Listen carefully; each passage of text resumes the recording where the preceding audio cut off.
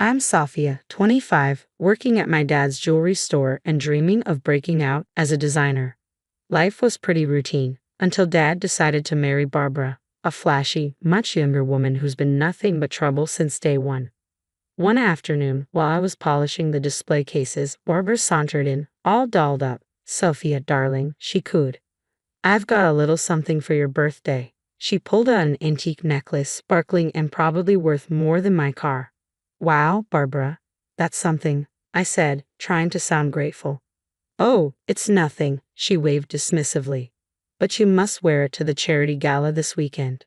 I tried to shake the uneasy feeling creeping up on me. "I don't know, it seems pretty valuable to just wear out." "Nonsense," she insisted. "Everyone will be so impressed." Just then, my best friend Lily came in, always ready to rescue me. "Hey, Soph, ready for lunch?"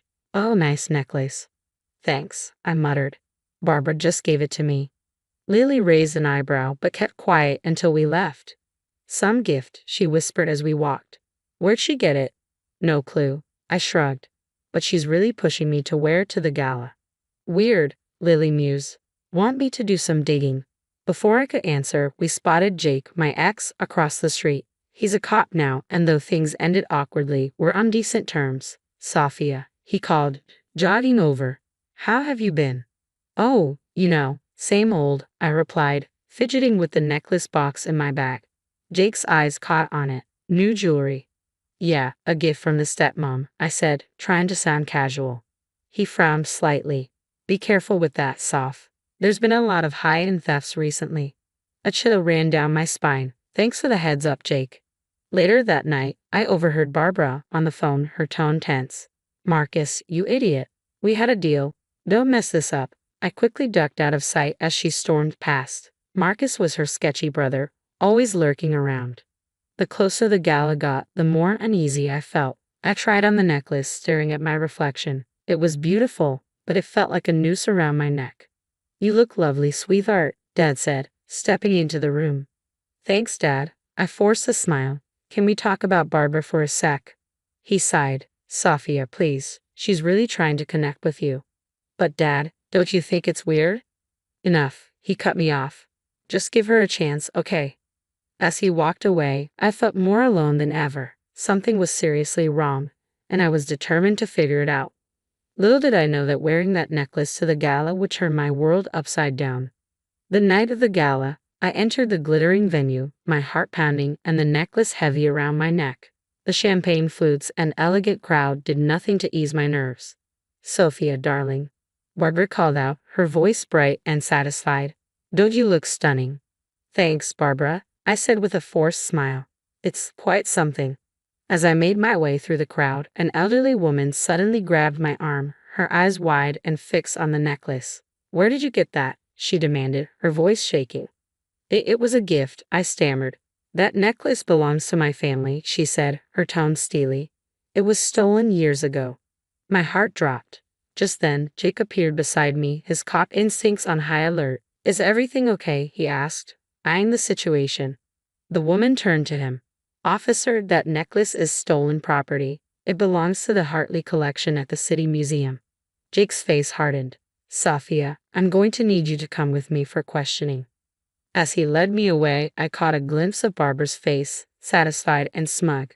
That's when it hit me. This had been her plan all along. At the station, I sat in the cold interrogation room, my mind racing. Jake entered, looking stern but concerned. "Liv, you've got to level with me," he said. "Where'd you really get the necklace?" "I told you Barbara gave it to me," I insisted. "Jake, I'd never steal anything." He sighed, running a hand through his hair. "I want to believe you, but there's more.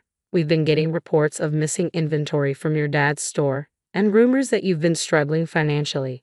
My jaw dropped. "What? That's insane. Who's saying that?" He looked uncomfortable. "Multiple sources, including your stepmother." The pieces started falling into place. Barbara's insistence on the necklace, the rumors, it was all part of some twisted setup. "Jake, you have to believe me. Barbara's framing me. I don't know why, but—" "That's enough, Safia." My father's voice cut through the room as he burst in, Barbara at his side. "How could you do this to our family, to our business?" "Dad, no, I didn't." Save it, he said, his voice cold. I can't believe I trusted you with the store. Barbara was right about you all along. Barbara placed a comforting hand on his shoulder, her eyes gleaming with fake sympathy. Oh, David, I'm so sorry. I had no idea the necklace was stolen when I bought it from that antique shop. I stared at her, speechless. The web of lies was so thick I could barely breathe. Mr. Thompson, Jake interjected, we'll need to investigate further before pressing charges. Sophia, you're free to go for now, but don't leave town. As I stumbled out of the station, my world crumbling around me, I knew one thing for certain. I had to clear my name and expose Barbara for who she really was. But with my own father turned against me and my reputation in ruins, I had no idea where to start. Later, I paced in Lily's apartment, my mind racing. This is insane, Lil. Barbara's setting me up, but I don't know how deep this goes.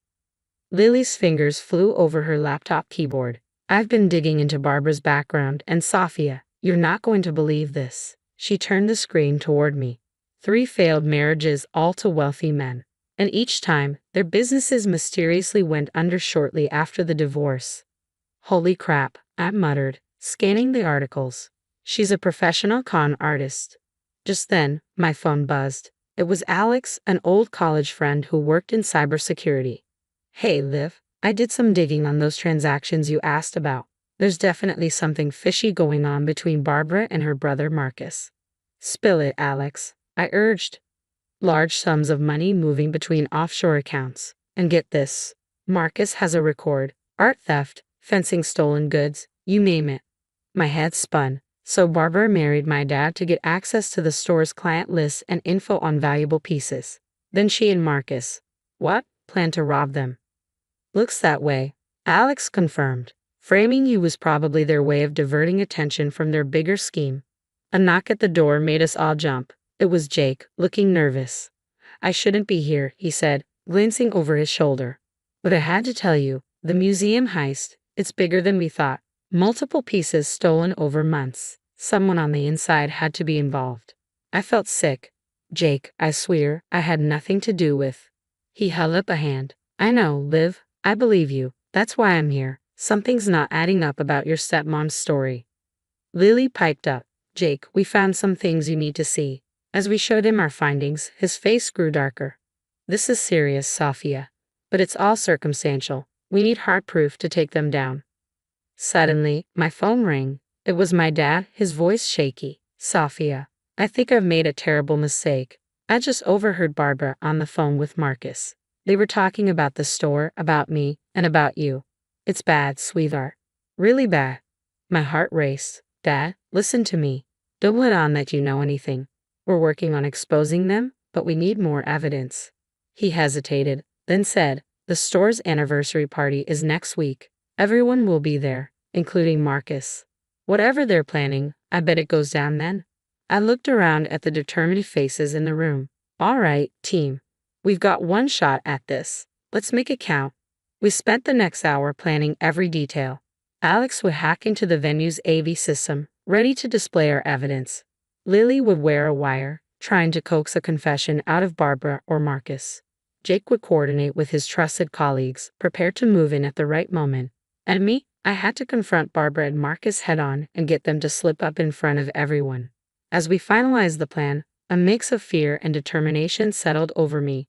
This wasn't just about clearing my name anymore. It was about justice, about protecting my family, and about stopping Barbara and Marcus from hurting anyone else. I took a deep breath. All right, let's take these scumbags down. The anniversary party was in full swing when I walked in, heart pounding. Just then, the room quieted as Marcus burst in, looking panicked. We've got a problem, he hissed, grabbing Barbara's arm. I moved closer, straining to hear. Not now, you idiot, Barbara snapped. Yes, now, Marcus insisted. The cops are closing in on our operation. We need to move everything tonight. I saw my opening and stepped forward. Operation? What operation would that be, Barbara? The room went silent, all eyes on us. Barbara's gaze turned cold. Sophia, dear, she sneered, you've had too much champagne. Oh, cut the crap, I said, my voice ringing out. We know everything, the stolen necklace, the fake antique shop, the plot to frame me. It's over. Marcus lunged for the exit. But Jake and his colleagues were already there, blocking the way.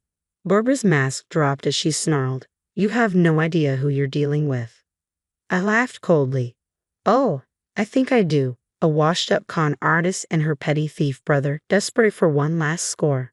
Alex's voice came over the speakers. "Ladies and gentlemen, if I could direct your attention to the screens. Financial records, recorded conversations, and evidence of Barbara and Marcus's past crimes flashed across the venue's displays." Gasps and murmurs filled the room. You can't." Barbara stammered, her composure crumbling. My dad stepped forward, his face a mix of anger and betrayal. "How could you, Barbara? I trusted you. I love you." She sneered. "Oh, please, you were just another Mark, a lonely old man with a failing business. Easy pickings." Jake stepped in, cuffs at the ready. "Barbara and Marcus, you're under arrest for fraud, theft, and attempted framing." As they were led away, I felt a huge weight lift. It was finally over. The elderly woman from the gala approached me, tears in her eyes. "Thank you, dear. That necklace, it's been in my family for generations. I can't tell you what this means." I smiled, relieved. "I'm just glad it's back where it belongs." "Now, I've got a question for you. If you were in my shoes, would you be able to forgive your father for dubbing you and siding with Barbara? How much trust can really be rebuilt after such a betrayal? Share your thoughts in the comments below.